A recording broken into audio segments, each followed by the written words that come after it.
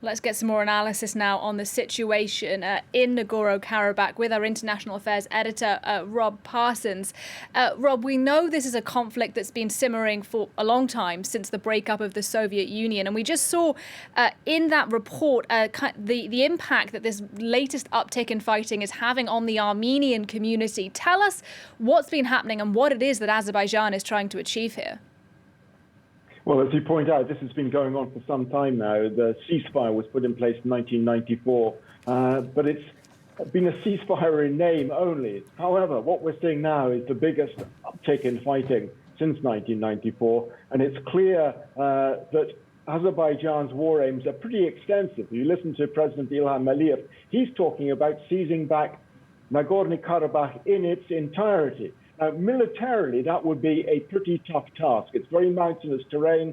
The Armenians have had decades, literally, to prepare for an Azeri attack. So the chances of that succeeding are pretty low. And if it began to succeed, it's very likely that the international community would intervene to put a stop to it. So given that, what are the likely aims? Well, if you look at the map of Nagorno-Karabakh, it's surrounded by 7 districts, Azeri districts, which are currently occupied by Armenian forces. That, I think, is probably the most likely target for Azerbaijan at this stage. It's something that makes them boil with resentment, and they've constantly demanded their return. So in the most likely scenario, I think, at this stage is they could attempt to regain territory in the north around Martakert, but it's pretty mountainous, not easy.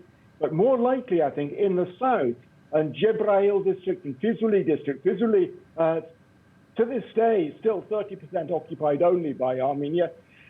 Flat terrain, much easier for the Azeri army to make progress. I think that is where they're probably going to concentrate their efforts. They're already claiming to have taken back 11 villages in those 2 districts in the south.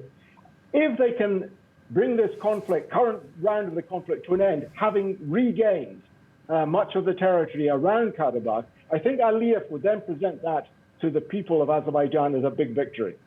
Yeah, look, we're already seeing attacks beyond the Nagorno-Karabakh region into Azerbaijani territory proper. Look, this is a conflict that is clearly escalating pretty fast, and it's already drawing in international players.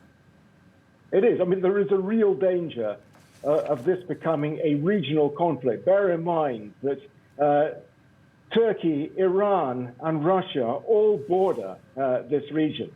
The likelihood of Iran being sucked in is small, although already we've seen an Azerbaijani helicopter brought down, crashing into Iranian territory. But the danger of a clash between Russia and Turkey is much bigger.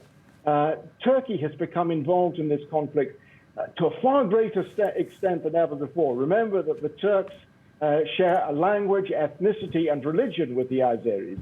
But now they've become much more involved in the military training, supplying arms, giving military drones to the Azerbaijanis, providing them with intelligence.